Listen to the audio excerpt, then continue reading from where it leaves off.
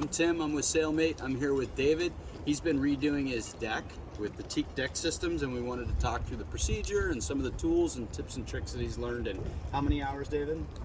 500 500 hours. Best, yes. Okay, so it's a Benetel 47.7, so it's a large deck, and I think a good representation of if you're going to do this job yourself, what it might entail. David, have you done this type of work? Have you ever worked with tools before? Yeah, I work with tools all the time. Okay. And I have to say I wouldn't recommend it as a starting project for somebody who doesn't do a lot of work like in a wood shop or otherwise. Okay. All right, great. Well, you want to talk us through what tools you have? Yeah, and first the disclaimer. I'm not a professional, but 500 hours is a lot of experience, and I learned a few things along the way that I think are worth sharing. If you're thinking about tackling all or part of a project like this, wanted to try to give you some courage and confidence to go ahead and get at it. We're going to talk about some tools first because we've got them all laid out. Then I want to show you a few signs on the deck about what things will tip you off that it's time to go ahead and at least do some repairs. But let's get at the products and the tools. I'm using Teak deck systems, SIS 440. This is their black caulk. It's recommended online. I buy it in the case. I've gone through about 8 cases of this, so it's a pretty intensive project in terms of getting your materials.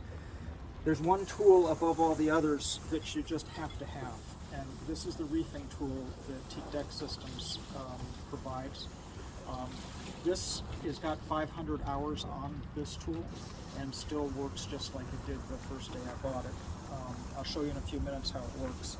Another tool that you can't get by without is this little sanding block, which if you're good in the shop, you can make one of these, but I bought this one. The edges on this are a coarse, very durable sandpaper that you can buy a 3M product. This is adhesive backed, cut your own. And by that I mean, here's what cutting your own means to replace them. So if you're trying to keep costs down, these are all the little tricks. These just go back on here, and you'll see this in action in a couple of minutes. I'm going to mention a few things since we're here with this. Things like the sanding blocks, you have to get the right coarseness of this. I found medium works best on the teak as well as on the caulk. I would not recommend trying to do this with fine. It just takes way too much elbow grease. And I go through a lot of these. As soon as these get a little worn and start to act like they're fine, I throw them away and get a new one out. You have to be willing to do that to save yourself some time. Another big time saver is the power caulk gun. This one's a Milwaukee. I don't have any particular brand favorites. This is the first one I ever bought, but this has also got something like 70 tubes of caulk squirted through it. And I did the first few manually. I would recommend if you're going to do a whole deck, you buy one of these. Why don't we move over and take a look at one of the pieces of deck that I've got ready to show you a few. Okay, so here we are, David. It looks like you've done quite a bit of the deck, but here's a piece that we still have left to do. Maybe you can talk us through some signs and some tips, things to look for to even determine if you need to do the job or what to look for. There's a couple of different things that you can see that show the age. Here the caulk is in pretty bad shape. It's starting to peel off in chunks. And if you come over here, we've got a full-blown crack in the seam along the edge. Look at the still that shows the deck before. There's some really bad parts there where you can see the screws that are showing through, caulk completely missing. You're looking all the way down at the spacer tabs in between the planks. And for those of you who've got the screwed deck, I should mention those screws are not structural. They are used just at the time of layup to hold the planks in place while the glue sets. As soon as the glue is done, so are the screws, but the problem is they're underneath the caulk. And so you leave them there until you have to tackle this kind of job. Now, you might wonder, well, why do you have to take all that stuff out? Why not just take just the caulk? If you have as much wear on your deck as I do, and that's 20 years. This is a 2001 Beneteau.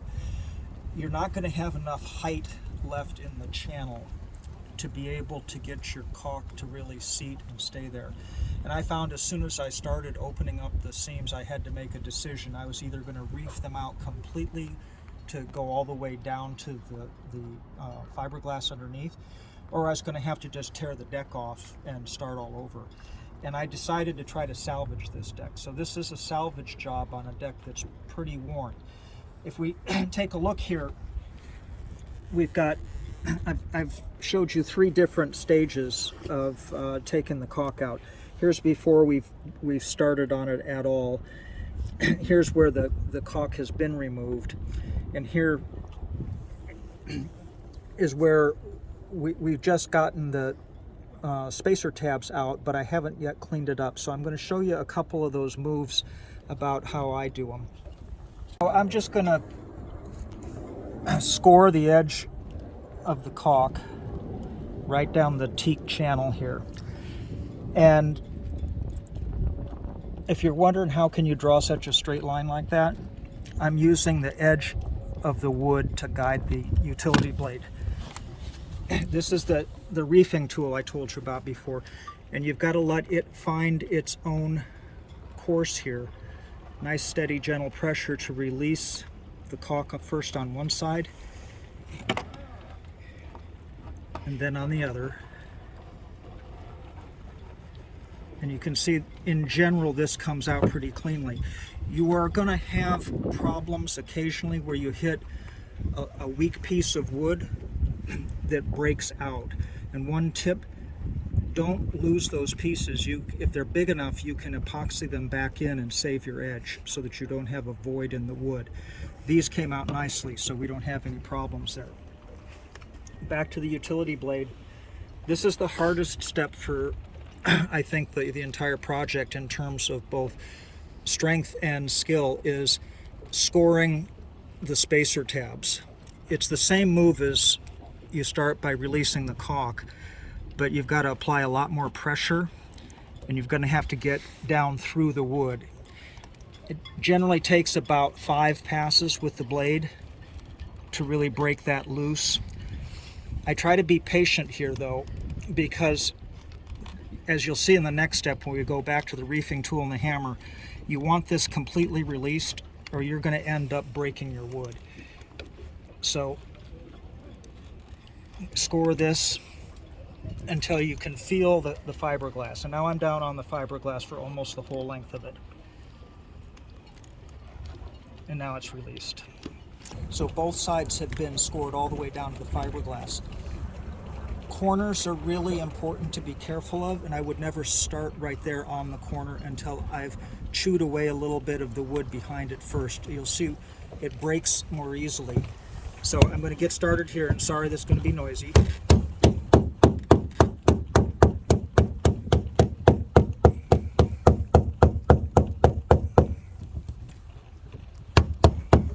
So one pass will get usually one side. It takes 2 or 3 passes to completely clear out the channel.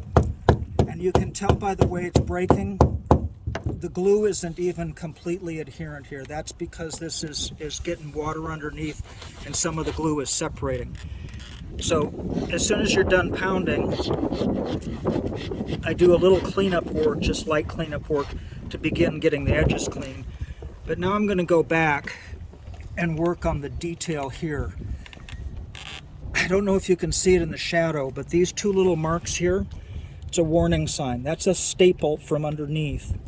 When these deck seats are laid up, they're laid up upside down, stapled together, flipped over and put in place. These staples are particularly troublesome. If you hit them with your reefing tool without knowing it's there, you can break your wood. So you've got to be careful for 2 reasons here. This is a corner and this is a staple. So I'm going to start just on top of the staple and start to release the wood there and hope that we're lucky enough that that staple has actually rusted away. Some of them will be gone and you won't have to deal with them. And this one has rusted.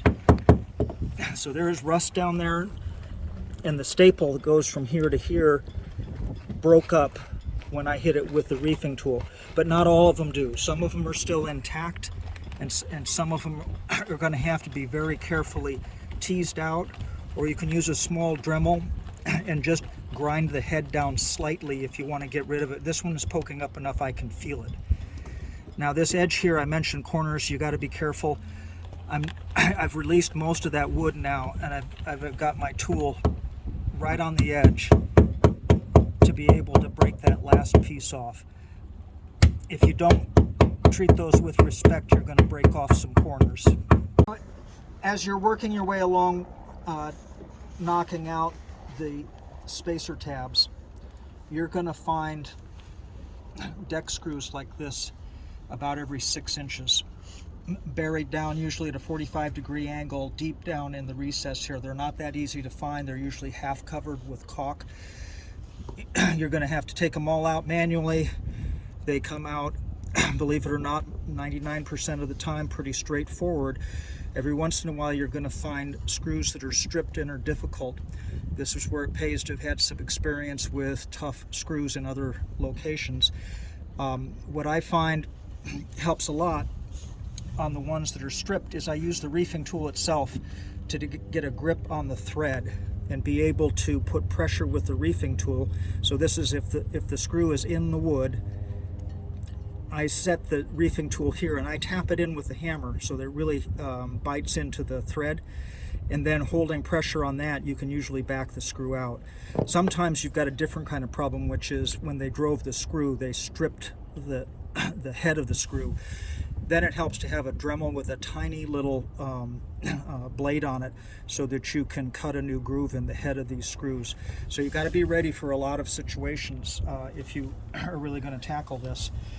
Once these are out, you've got holes in your deck every 6 inches. I drill them out. This is a 7/64 drill that I clean out the holes and then come back and epoxy each and every one of them. When you get ready to do some epoxying, a couple of thoughts about that.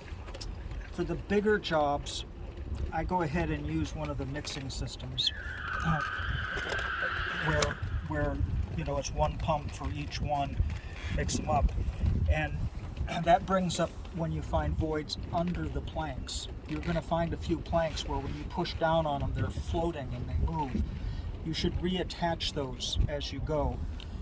And these little syringes that you can buy at marine hardware stores and places like that are great for that, because you can really do a controlled application and get right up underneath the plank and inject epoxy underneath it.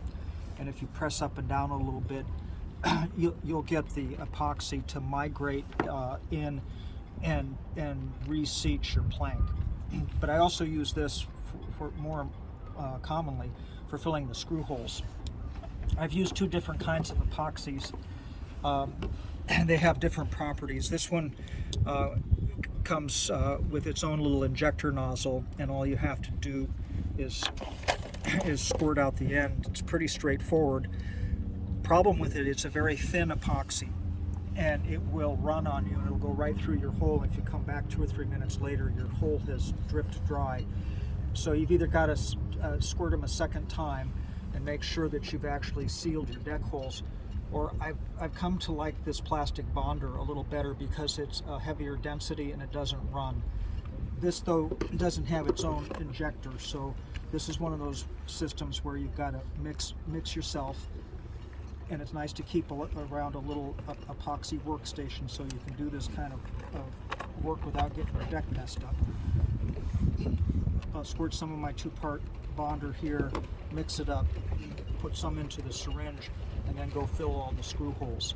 This particular seam that we're working on, it's a deck seat. It doesn't have any screw holes, so we're in luck here. It's a little quicker and easier.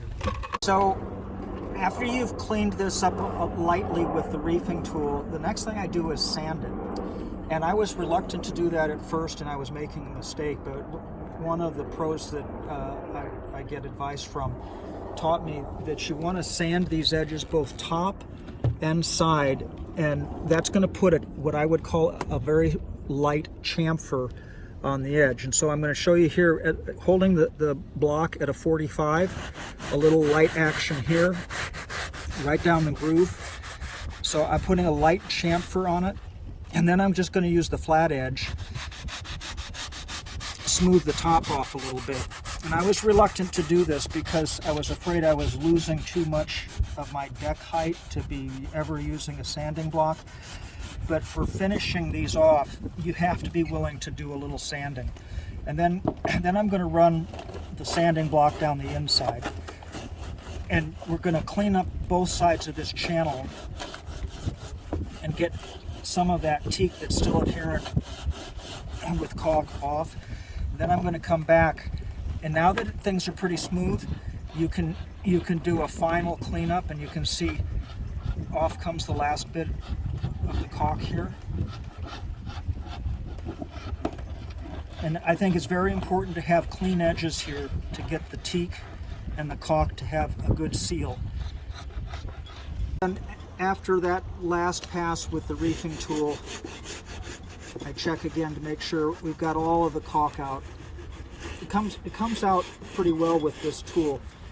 Now here's one thing that I do differently than some of the pros recommend online. When you get ready to lay your caulk down, you'll find recommendations to put a 1/8 inch piece of tape in the bottom of your groove here to keep the caulk from actually adhering to the deck, and that keeps it so that it's not going to crack.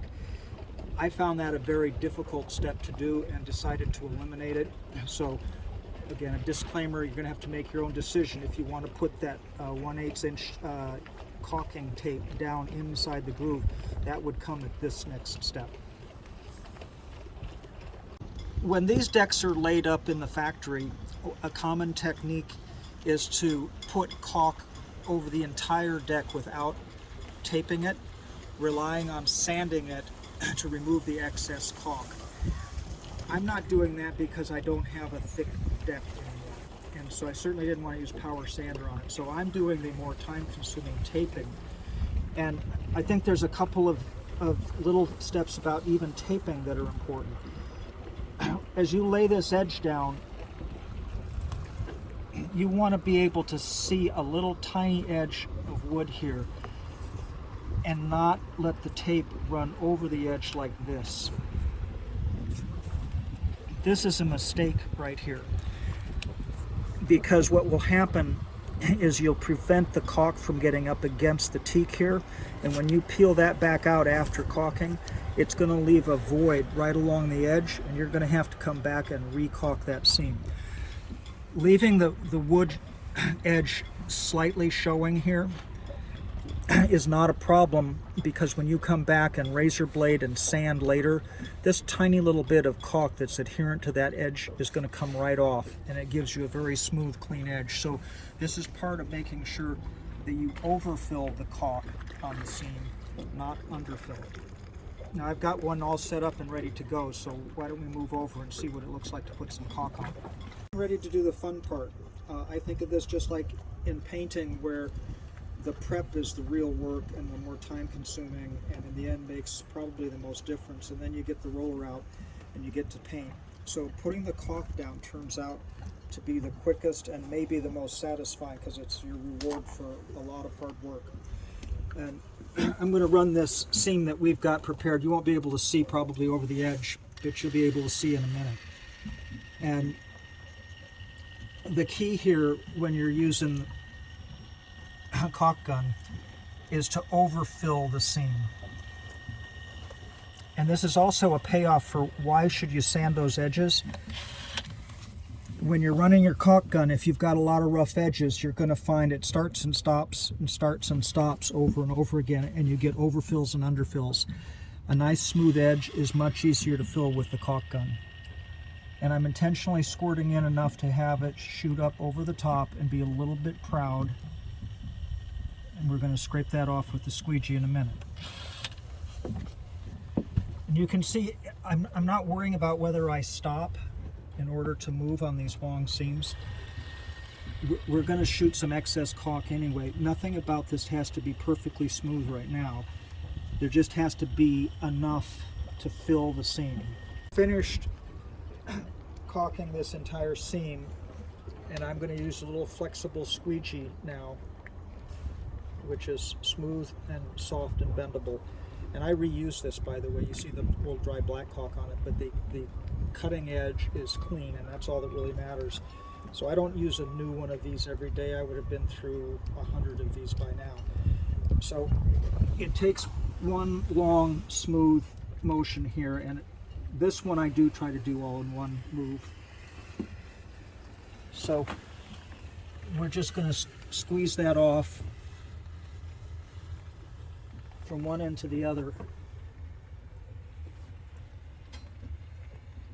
And because it's an open edge on the end, I've got to pay attention to try to keep that contour right on the edge here, so I won't have to come back and do so much razor blade work later.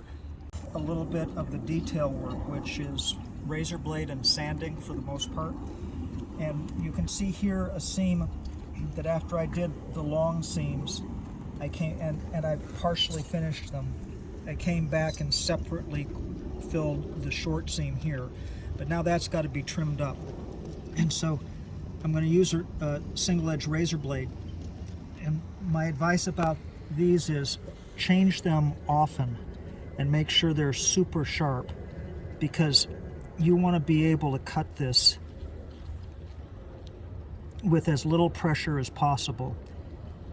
And you want to be able to have everything that you touch with that edge cut, as opposed to just pushing it. And it takes a pretty sharp blade to do that. So this is a pretty rough edge right here, and you can see there's a lot of wear in the deck. It's very uneven here where the bung holes are for the screws. You can see this is a lot of contour. There's a lot of contour here.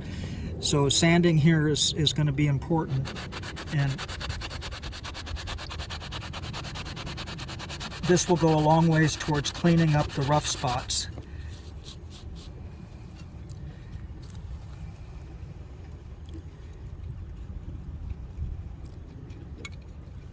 And if it doesn't look good enough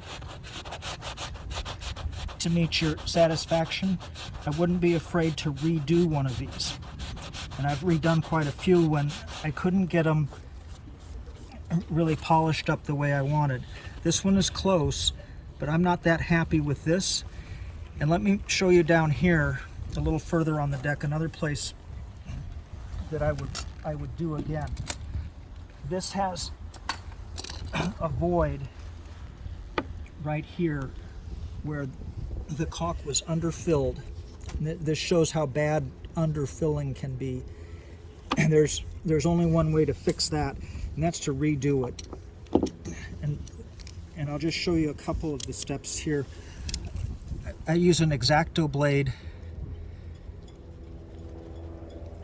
to take out a piece of this.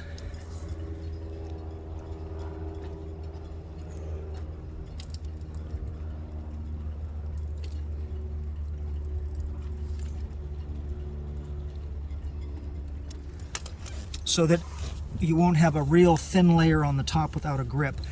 And then I've got this plastic tool that's for edging. So after I've used the X-Acto blade to cut a little wedge there, to get that out, I've got this soft plastic tool that I use on lots of edge work.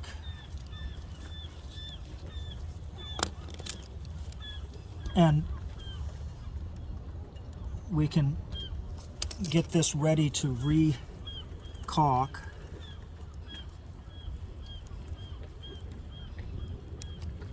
By getting the loose pieces out. And it's really not that difficult.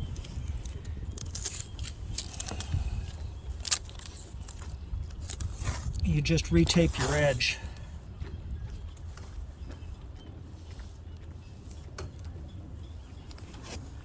With plenty of overlap beyond where you want to go.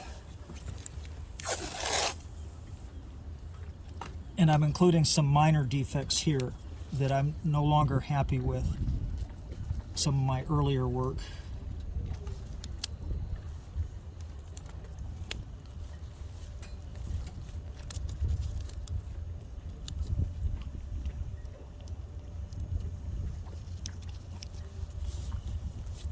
And then you can come back and just lay a thin layer of caulk right over that and fill this back in.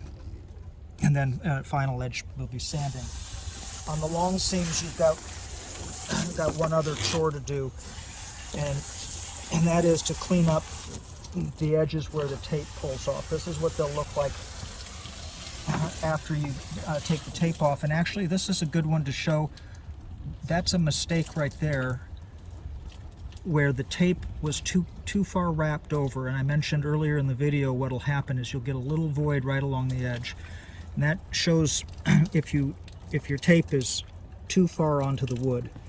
But all of these are going to need to be cleaned up, and this is where a sharp razor blade is a really big help.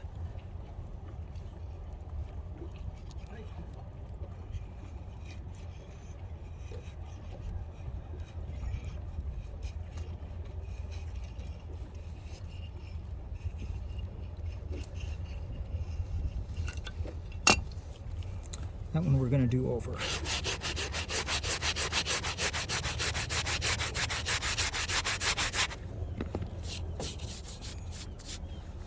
So this is fair, but really not as good as I'd like it to be, and it probably represents another one to spend a little time on a do-over. And I found that the early ones that I did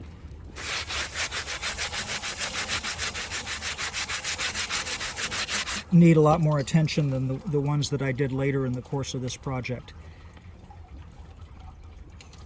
David, so thank you very much for showing us your boat and your project. It's been quite the project, but you've done a beautiful job. Hopefully this helped, and if you want to say thank you to Dave, leave a thank you in the comments and visit sailmate.com for your boating needs. Thanks, Tim.